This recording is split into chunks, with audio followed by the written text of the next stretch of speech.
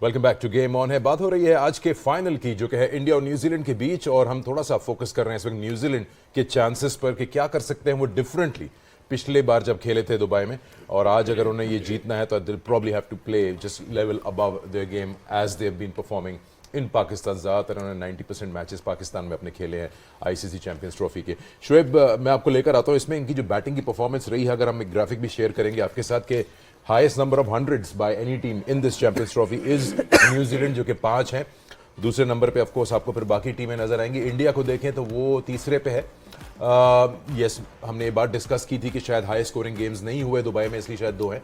But important part ये है कि न्यूजीलैंड के टॉप 5 जो है वो फॉर्म में 1000 रन में 41 का एवरेज भी। आई थिंक ये स्टैट्स आपको ये बता देता है कि ये बताता है कि आपकी इंडिया के खिलाफ या किसी पूरे टूर्नामेंट में किसी टीम ने सबसे ज़्यादा 100 भी किए हैं और तगड़े 100 किए हैं और लंबा 100 जो कर सकता, विलियमसन भी कर सकता था और रविंद्रा भी कर सकता था।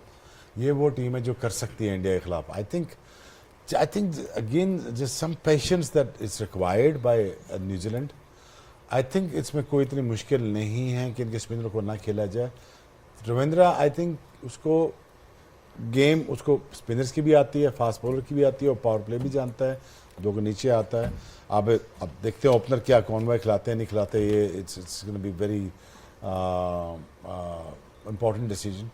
आई think the one team that you can beat India with the batting lineup और उनको न्यूट्रलाइज कर सकती है विद उनके स्पिनर्स को भी, ये वो बैटिंग लाइनअप है। ये बॉक डाउन नहीं होते, ये आपको मेक श्योर करते हैं that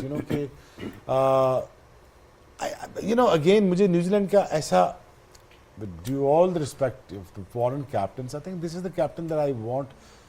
I see that he's more hungrier for the success, and he's very cautious about his decision and that what he's going to do next, and what kind of toss that he wants to win और क्या इस पे करना चाहता है और उसको exactly पता होगा कि मैंने कौन सी टीम खिलानी है। I think they're up for the cause and they can win. India को थोड़ा सा अगर ये पावर प्ले में बीच में विकेट ना दे के इनको थोड़ा डराएं, इंडिया आपको पता है कि थोड़ा पैनिक करती है। Let's say just 250 above score चला जाता है 40 ओवर्स इन 45th ओवर में या 44th ओवर में, देयर इज अ चांस कि यू नो कि यहाँ पे ये लाहौर नहीं है ना, यहाँ 350 पे 350 नहीं होगा। यहाँ पे जिस वक्त 270 अबव रन गए, I think panic will be started. So I think New Zealand looks to be a very dangerous team. The only team who can beat India in this format, in this tournament, was New Zealand. ठीक है, और आपने ये तो already बता दिया कि you feel Conway should play instead of Will Young and Daryl Mitchell वगैरह, ऑब्वियसली वो भी एक हैं, so they had to balance the team उस तरह से। लेकिन एक जो बात जो हम यहाँ पे कर रहे थे, if there is someone who can score those hundreds for New Zealand, it's Rachin Ravindra. Kane Williamson तो है ही हैं, but perhaps one of the most exciting players in the last few years that we've seen to come out of New Zealand cricket. And उनके numbers they tell you a story as well कि you know वो भी उनकी भी एक चीज़ सना जिसके बारे में I would want you to elaborate is the fact that he has a great conversion rate. 50 करते हैं, 50 के बाद वो 100 की तरफ जाते हैं। ये नहीं कि 40 करके 30 करके 50 करके आउट हो गए। बड़ा एक मेथोडिकल सी उनकी अप्रोच है। और सबसे अच्छी बात है कि ICC tournaments bring out the best in him. ये बहुत बड़ी बात है। हम कोहली के बारे में बात करते हैं, वेरी अर्ली टू से, बट एक ऐसे क्रिकेटर मिल गए न्यूजीलैंड को। पहले भी इधर पैनलिस्ट सब ने भी बात की कि जो कि एक नज़र आता है फ्यूचर है आपका, और बहुत ही आउटस्टैंडिंग इनका रिकॉर्ड है आईसीसी टूर्नामेंट्स में। 5 सेंचुरीज कर चुके हैं आईसीसी टूर्नामेंट्स के अंदर, और ये एक बहुत बड़ी बात है बिकॉज जब वो कहते हैं ना the going gets tough, tough gets going, ये वो वाली बात है कि ये बड़े स्टेज पे परफॉर्म करना जानते हैं। और इससे बड़ा स्टेज क्या होगा कि आप अपने मुल्क के लिए फाइनल खेलें। Outstanding against fast bowlers, against spinners. जितने मैचेस हमने देखे इनके, इंजरी से पहले, इंजरी के बाद, बॉल बिल्कुल मिडल कर रहे हैं, कहीं पर उनका कोई फ़र्क नहीं आया कि कोई टाइमिंग आउट हो रही है। डिफरेंट पिचेस के ऊपर भी आके उन्होंने डोमिनेट किया और एक्सीलरेशन बहुत अच्छी करते हैं और सारा प्रेशर जो है वो दूसरी साइड से ऑफ कर लेते हैं। ये इनकी बहुत अच्छी बात है कि खाली 100 ही नहीं बना रहे, पर वो 100 टीम के लिए बन रहे हैं। वो ऐसे 100 हैं जिससे दूसरी प्लेयर के ऊपर से प्रेशर ऑफ भी हो रहा है और टीम भी एक बड़े स्ट्रॉन्ग पोजीशन पे आ जाती है जिस वक्त ये 100 करते हैं। तो ये आई थिंक ये इस यंग एज के अंदर एक इस तरह का एथलीट जो आपके बैटिंग में टॉप ऑर्डर पे खेल सके और फिर 10 ओवर भी करा सके, आउटस्टैंडिंग रिकॉर्ड, सिर्फ 13 मैचेस में 500 इनके। अगर आप देखें रोहित शर्मा के आईसीसी 50 ओवर इवेंट्स में 42 मैचेस में 8 हैं, तो सिर्फ 3 पीछे हैं, पर मैचेस का आप फ़र्क देखें तो यहाँ से आप अंदाज़ा लगाएं कि क्या आउटस्टैंडिंग इनकी परफॉर्मेंस रही है अब तक न्यूजीलैंड के लिए। और केन विलियमसन की और अगर बात करें या न्यूजीलैंड के बैटर्स की अगर हम बात करें और आगे बढ़ते जाएं तो इनकी जो टेक्निक्स हैं और जिस तरह से ये ओपन करने के लिए है, 3 पे भी खेले हैं इस tournament, don't forget that. Shoaib, it's just amazing how he is moulded himself, जो भी रिक्वायरमेंट्स है, चाहे वो दुबई में एक्चुअली नहीं कर पाए रन, एक ही मैच हुआ था, बट कंसिस्टेंसी इनकी है ट्राई नेशन से लेके अब तक, despite of an injury he is just been doing pretty well and looks like one of the key members. अगर ये स्कोर करेंगे तो ज़्यादा चांस है। एक तो जिस नंबर पे वो बैटिंग करते हैं वो बैकबोन है, नंबर 3 जो है वो बहुत इम्पोर्टेंट नंबर होता है, और दूसरा देखें वो कंसिस्टेंसी ऐसे बैटर से आपको चाहिए ही होती है, नो डाउट वो क्वालिटी बैटर हैं, बट जब जो इस तरह का कन्वेंशनल खेलते हैं उनके पास से जो एक्सपेक्टेशंस हाई होती हैं, कंसिस्टेंसी को आप ले लें या मैच को बनाने का आप कह लें, क्योंकि 3 नंबर जो है वो मैच को डीप लेके जाता है और वो एक आके स्टेबिलिटी देता है, और उसको 2 टाइप का खेलना आना चाहिए, एक पावर प्ले में और पावर प्ले के बाद वाला भी खेलना आना चाहिए, and he is one of them. और ये क्या करते हैं, इम्प्रोवाइज़ करते हैं, क्योंकि वो डाउन द ग्राउंड या बड़े शॉट्स या उस तरह नहीं जाते बॉलर्स के पीछे, तो ये इम्प्रोवाइज़ करते हैं, गैप्स में जो है जो बड़ी पॉकेट्स हैं वहाँ पे खेलते हैं शॉट्स, वहाँ से बाउंड्री लेते हैं, वहाँ से 2 रन्स लेते हैं। तो जिस वेन्यू पे आज मैच है, ये वाला गेम बहुत इंपॉर्टेंट है, स्ट्राइक रोटेशन वाला, बिग पॉकेट्स में बॉल को प्लेस करने वाला और रन्स वहाँ से लेने वाला। ठीक है, ये बिल्कुल जो उन्होंने adding to his point of view, I mean वही बात हो रही है कि हर प्लेयर की अपनी एक क्वालिटी होती है और अपनी स्पेशलिटी होती है, कोई स्ट्रेंथ्स होती हैं। तो आपके मुताबिक इनकी क्या सबसे बड़ी खासियत है? देखिए, सबसे इम्पॉर्टेंट तो ये है कि केन विलियमसन टेक्निकली बहुत सॉलिड प्लेयर हैं, इनको टेक्निकली एक्सपोज करना मुश्किल है, इसलिए ये कंसिस्टेंट है। दूसरा जो एबिलिटी इनकी बहुत शानदार है वो रोटेशन ऑफ स्ट्राइक है, he know how to take singles, he knows how to plays in the gaps, चौके ना भी मारें तो स्कोर चलता रहता है, क्योंकि इनकी रोटेशन बहुत शानदार है, सिंगल लेने इनको आता है। तो कोई भी प्लेयर, इवन अगर आप विराट की बात करें तो जो लास्ट इनिंग्स थी जो दुबई में उन्होंने 100 किए है या उन्होंने 80 समथिंग स्कोर किए, वो लीस्ट बाउंड्रीज के साथ था, लेकिन उनकी ability to rotate the strike is something very special, जो जिस पे उनके स्कोर करने का जो मंत्र है वो यही है कि वो ही नोज कि मैंने अपने आप को कैसे रोटेट करके अपने स्कोर बोर्ड को चलाना है। तो ही is also, Kane Williamson is one of दोस्त कि जिसकी रोटेशन ऑफ स्ट्राइक की वजह से ये बाकियों से स्पेशल हो जाते हैं, क्योंकि ये कहीं पे भी फंसते नहीं हैं। तो मैं समझता हूँ कि आज के मैच के लिए, क्योंकि पिछले मैच में भी जब यहाँ पे खेले थे तो इन्होंने 80 समथिंग स्कोर किए थे, गो के इम्पैक्टफुल नहीं था, लेकिन मुझे लगता है कि अगर आज ये रोटेशन ऑफ स्ट्राइक इनकी एक्टिव रही और ये एक अच्छी इनिंग्स खेले तो सचिन रविंद्रा जैसा प्लेयर, डैरेन मिचेल जैसा प्लेयर, ग्लेन फिलिप जैसा player, they can go further to get that runs. क्योंकि इंडिया को हराने के लिए मैं हमेशा मानता हूँ कि आपको समथिंग स्पेशल करना है इंडिया को हराने के लिए, जो हमने आईसीसी चैंपियंस ट्रॉफी में 2017 में किया था। देवर थिंकिंग 280 290, हमने 340 किया। तो अगर न्यूजीलैंड की बैटिंग पहले बैटिंग करते हुए पार रन जो कि 240-50 के दरमियान टीमें कर रही हैं, अगर 290-300 के पास ले जाते हैं तो वो जो आउट ऑफ कंफर्ट जोन निकालना है दे कैन बी चैलेंज। आज जो है ना एक मैच है सो फार इस चैंपियंस ट्रॉफी का कि जिसमें थोड़ा थ्रू द लाइन भी शॉट्स लगे हैं, जो इंडिया और ऑस्ट्रेलिया का मैच हुआ है, स्पिनर्स को भी डाउन द ग्राउंड रन्स बने हैं, क्रॉस बैटेड शॉट्स भी लगी हैं। अगर उसके अराउंड ही पिच खेला आज तो न्यूजीलैंड कैन बी डेंजरस। अच्छा, हमने 2 डिफरेंट किस्म की पिचेस देखी थी, बड़ा ड्राई सरफेस था जो खेले थे क्या कहते हैं न्यूजीलैंड और India, and then what they played in the semifinal was a completely different. I think इनको यहाँ पे इंडिया को देखें तो अगर 4 स्पिनर्स पहली बार जो उन्होंने यूज़ किए उधर ही किए थे जब लास्ट राउंड मैच उन्होंने खेला था। If they get a surface like that, the only worry they might have is कि they lost 9 wickets to spin last time they met each other. But Kane Williamson के जो हमने अभी stats देखे, I think the best part about that जो 164 innings है since 2000, इतना लंबा टाइम है जिसमें इनका जो नॉन बाउंड्री परसेंटेज जो अभी डिस्कस कर रहे थे स्ट्राइक रोटेशन की, वो ऑलमोस्ट 63% है। This absolutely amazing. I guess New Zealand के स्पिनर्स की अगर बात करें शुएब, तो एक जगह शायद जो एक्सपेक्टेशन होती है वो उस पर पूरा नहीं उतर पाया पिछले इनकाउंटर में इंडिया के अगेंस्ट ब्रेसवेल, ब्रेसवेल को रन्स पड़े, विकेट नहीं मिली, क्योंकि सैटनर के साथ ये पेयर करते हैं, तो जहां ये विकेट नहीं ले पाया, रन पड़े, तो शायद सैटनर थोड़े वीक हो गए। अग्रेड, आई थिंक स्पिनर को अच्छा भी खेलता है इंडिया।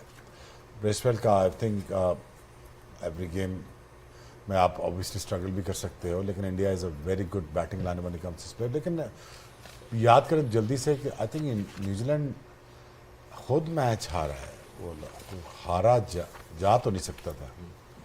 अगर न्यूजीलैंड अच्छा खेलता तो वो कोशिश करके ये मैच जीत सकते थे इंडिया से, और थोड़ा सा पार्टनरशिप लगती केन विलियम्सन के साथ तो मैच निकल सकता था। But again having said that, I think they can be up for the cause today यार। I really think that you know the batting and the bowling with the attitude they gonna bring on the field, they will make sure करेंगे कि इनके chin up रहें और वो मैच जीतें along with the spinners.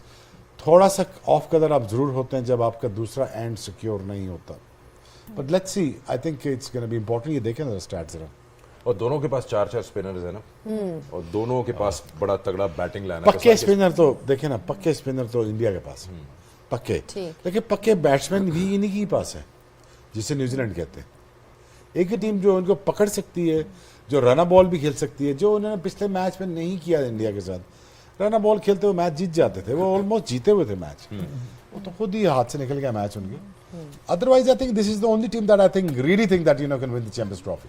इसमें एक चीज़ जो मैं ऐड करना चाहूँगी जी। शोएब भाई की बात में, कि वाकई this is the team that can beat, क्योंकि आप देखें कि स्पिनर्स को ही हम खाली ले लें तो सेकंड बेस्ट टीम है चैंपियंस ट्रॉफी की न्यूजीलैंड। 17 विकेटें लिए, इवन दो कि वो दुबई में अपने सारे मैच नहीं खेले। इंडिया दुबई खेल के 21 विकेटें लिए हैं 4 मैचेस के अंदर, और न्यूजीलैंड ने डिफरेंट वेन्यूज़ में, कराची पिंडी में भी खेला, पाकिस्तान के वेन्यूज़ में खेलते हुए they are the second best team with the spin operational. So batting भी इनकी पूरी है, फील्डिंग तो मेरे ख्याल से इस वक्त सबसे अच्छी फील्डिंग अगर चैंपियंस ट्रॉफी में देखें तो हमने न्यूजीलैंड की देखी, और स्पिन अटैक भी इनका अच्छा खासा है, सेकंड इन द चैंपियनशिप। जो एक स्ट्रगल की थी ब्रेसवेल ने लास्ट मैच में अगेंस्ट इंडिया इन यूएई, वो ये था कि वो पाकिस्तान के वेन्यूज़ की तरह थोड़ा स्लो बॉल कर रहे थे। तो उस पे मुझे लगता है कि आज उनको थोड़ा सा बॉल तेज़ करना चाहिए। वो इसलिए तेज़ करना चाहिए क्योंकि जब एक ऑलरेडी स्लो पिच हो और आप स्पिनर एक स्लो बॉल करे तो वो बैक फुट पे बड़े आराम से मैनेज हो जाता है। तो इसीलिए जब आप when you pushes the ball as a spinner, तो वो क्या होता है, वो टाइम नहीं इतना मिलता बैटर्स को। और अगेंस्ट अगर क्वालिटी बैटिंग लाइनअप हो तो फिर तो आपको A+ आपकी बॉलिंग होनी चाहिए। तो मुझे ये लगता है कि आज उनको थोड़ा सा तेज़ बॉल करना चाहिए। और सैटनर वेरी वेरी इंपॉर्टेंट, अपने जो 10 ओवर्स हैं उनकी यूटिलाइजेशन ऐसे होनी चाहिए कि जैसे ही सेट बैटर्स, जैसे ही सेट हों 2 लोग, वहाँ पे ज़रूर आना चाहिए, क्योंकि सेट बैटर क्या करता है, उसे रन्स चाहिए होते हैं। तो जब अगर अच्छा बॉलर उसके सामने आएगा तो वहाँ पे विकेट लेने बहुत ज़रूरी होंगे। उनके 10 overs is going to be the most important thing in today's match. And he's been perhaps, देखा जाए तो न्यूजीलैंड का perhaps one of the best bowlers that they have अभी जो उनके currently खुद उनकी जो bowling है, जो point इन्होंने किया कि थोड़ी सी pace में variation as per the conditions लानी पड़ेगी। You've also bowled there, everybody's performed over there, तो वहाँ पे यही requirement है कि थोड़ा सा आपको adjust करना पड़ता है अपनी pace को, because quality तो उनकी कोई doubt नहीं कर सकता। He's perhaps been one of the best spinners in the tournament actually. मुझे लगता है कि सैटनर की बात करें तो he does understand his bowling very well, क्योंकि उनकी जो एक्सपीरियंस है bowling all over the world, वो नॉर्मली वेरिएशन बहुत शानदार करते हैं। तो ही डज अंडरस्टैंड कि किस पिच पे मैंने किस पेस पे बॉल करना है। द ओनली थिंग इज कि जो ब्रेसवेल की जो बात की है, आई टोटली एग्री कि जो स्लो पिच होता है वहाँ पे जब आप मार के बॉल करते हैं, थोड़ा पुश करके बॉल करते हैं, और अगर आपकी लाइन और लेंथ स्टम्प टू स्टम्प हो तो वो ज़्यादा इफेक्टिव है। अगर हम ब्रेसवेल की उस दिन की बॉलिंग देखें जहाँ पे ये इंडिया के खिलाफ इन्होंने अच्छी बॉलिंग नहीं की, इनको 50+ रन पड़े को 6 या 7 ओवर्स में, उसकी वजह ये थी कि he was not consistently hitting the stumps. मुझे लगता है अगर आज वो स्टम्प्स को हिट करें और थोड़ा सा पेस ऐड ऑन करें, which I think he will definitely will do that today, क्योंकि गलती होगी दोबारा नहीं होगी। He is also a quality bowler, बहुत अच्छे परफॉर्मर हैं, पाकिस्तान में भी और कहीं पे भी खेलते हैं, अच्छी उनकी परफॉर्मेंस रही है। मुझे लगता है कि ओवरऑल अगर देखा जाए तो न्यूजीलैंड के ये वाला मामला, चाहे उनके पास 2 क्वालिटी स्पिनर हैं, ब्रेसवेल और सैटनर, ये 2 ऐसे हैं कि जो चैलेंज कर सकते हैं इंडियन बैटिंग। इनका मवाजना अगर करें शुएब, तो जो भी शुएब अख्तर ने भी बात की कि शायद जो डिफरेंस आता है दोनों टीमों में, बैटिंग भी तगड़ी है, फील्डिंग भी तगड़ी है, स्पिनर्स पे आता है। एक साइड पे सिर्फ कन्वेंशनल स्पिनर है, एक साइड पे इनके पास ऑप्शंस हैं, मिस्ट्री स्पिनर है इनके पास, वरुण में, इनके पास लेफ्ट आर्म स्पिनर है कुलदीप में। तो आई थिंक वो थोड़ा सा बैलेंस लॉपसाइडेड है इंडिया के फेवर में। मुझे उससे ज्यादा चीज ये लगती है कि उनके बैटर ज्यादा क्वालिटी बैटर्स हैं इंडिया के, इसलिए वो दूसरे स्पिनर्स को अच्छे से मैनेज करते हैं। मुझे ये ज्यादा डिफरेंस लगता है। I am not taking away any credit के उनके स्पिनर्स अच्छे नहीं, ऑफ कोर्स अच्छे हैं, सारे डिफरेंट हैं। इवन उनके जो 2 लेफ्ट आर्म स्पिनर्स हैं वो भी डिफरेंट है, एक का बॉल अंदर आता है, एक का बॉल ड्रिफ्ट होता है, फिर स्पिन होता है, जैसे जडेजा हैं। तो मुझे ये लगता है कि क्वालिटी जो ज़्यादा है वो बैटिंग की जो है उनकी बेहतर है इंडियन की। और इन कंडीशंस में, इन कंडीशंस नहीं, वो वैसे भी स्पिनर्स को वो वैसे ही आप देखें, उनके जब आउट होते हैं तो नीचे विराट आता है, फिर वो आता है श्रेयास अय्यर। श्रेयास अय्यर आपने देखा है कि वो उसने हमेशा जो है वो डोमिनेट किया अगेंस्ट स्पिन। तो उन्होंने मतलब सिर्फ अपना कॉम्बिनेशन नहीं अच्छा किया हुआ, उन्होंने वो भी चीज को अच्छा किया हुआ है कि जो मैच में उनके सामने सिनारियोज आएंगे, हमें तो सिर्फ उनका कॉम्बिनेशन नजर आ रहा है, नहीं, उनका बैटिंग लाइनअप आप देख लें, उनका अगर कोई बॉलर जो है वो पिट जाए 1-2 ओवर्स के लिए तो पीछे जो है वो रेडी होना चाहिए। फील्ड प्लेसमेंट जो है, तो वो सारे एस्पेक्ट्स उन्होंने कवर किए हुए हैं। सिर्फ ये नहीं है कि एक वेन्यू पे खेलेंगे, ये कॉम्बिनेशन बना लो, ये स्पिनर्स आएंगे, नहीं, वो आपसे टॉस, वो तो टॉस भी नहीं जीता ना काफी सारे मैचेस में, तो ऐसा भी नहीं है कि वो दूसरी टीम को एडवांटेज नहीं जा रहा, या वो हर मैच में उन्होंने सेकंड बैटिंग की या हर मैच में उन्होंने पहली बैटिंग की, ऐसा कुछ नहीं है। या ऐसा नहीं हुआ कि दूसरी टीम्स की पार्टनरशिप्स नहीं लगी, हर चीज हुई है, लेकिन उन्होंने सारे बेसिस अपने जो है वो कवर रखे हुए हैं कि मैच में क्या सिनारियोज आएंगे। और अभी आप बैटिंग की बात करें, अक्षर पटेल भी हैं, पांड्या भी हैं, मतलब कि इट्स नेवर एंडिंग। देखिए मैं ना उनकी एक प्रेस कॉन्फ्रेंस सुन रहा था रोहित शर्मा की, तो वो प्रेस कर रहे थे कि जितने लोग भी इन्वॉल्व थे कॉम्बिनेशन सेट करने के लिए, उन्होंने कहा कि हमारा जो सारे लोगों का ये एक चीज थी कि कैसे हम 8 तक बैटिंग लेके जा सकते हैं और कैसे मेरे पास 6 बॉलर्स की ऑप्शन आ सकती। तो जब अगर सारे लोग ये चीज रखें, और जो कि नजर आता है कि 8 तक उनके पास बैटिंग है, जडेजा 8वें नंबर पे आते हैं, 6 बॉलर्स हैं उनके पास, कंप्लीट ऑप्शन है। बड़ी अच्छी, जिसने भी सिलेक्शन की है, बहुत सोच समझ के बड़ी अच्छी टीम सिलेक्ट की है। नहीं, वो सारे बैठे, उन्होंने प्लान आउट की चीजें, तो मेरे ख्याल में जब बैठते हैं स्टेक होल्डर्स तो सोल्यूशन अच्छा निकलता है। ठीक है, यानी बैठना चाहिए। असि भी तो बैठे थे ही हैं। चले on that note we will take